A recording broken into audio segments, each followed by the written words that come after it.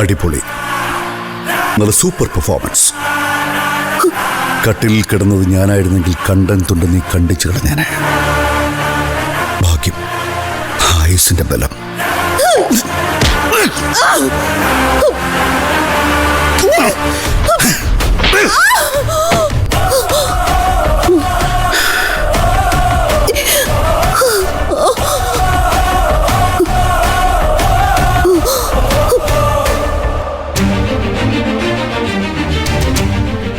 എന്നാലും അത് വേണ്ടായിരുന്നു.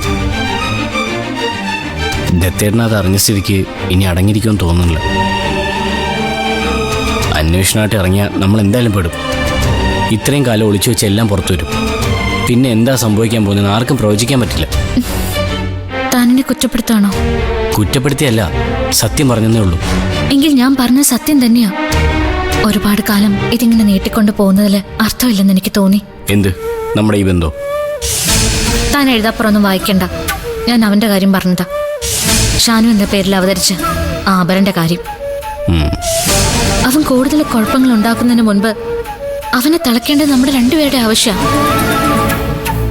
നമ്മൾ മാത്രം വിചാരിച്ചാൽ അത് നടക്കില്ലെന്ന് ഉറപ്പുള്ളത് കൊണ്ടാണ് ഞാനെല്ലാം തുറന്നു പറഞ്ഞത്. അത് ദോഷം ചെയ്യുമെന്നാണ് ഞാനും പറഞ്ഞത്. നമുക്ക് നോക്കാം.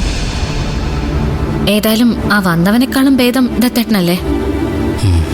തനിക്ക് ദോഷം വരുന്ന എന്തെങ്കിലും ദത്തേട്ടൻ ചെയ്യുമെന്ന് തനിക്ക് തോന്നുന്നുണ്ടോ? ആ, അത് തന്നെ എൻ്റെ പേടി. എനിക്ക് ദോഷം വരാതിരിക്കാൻ വേണ്ടി എല്ലാവരും കൂടി തന്നെ ബുദ്ധിമുട്ടിക്കുന്നു. നമ്മളെ പിരിക്കുമെന്ന്.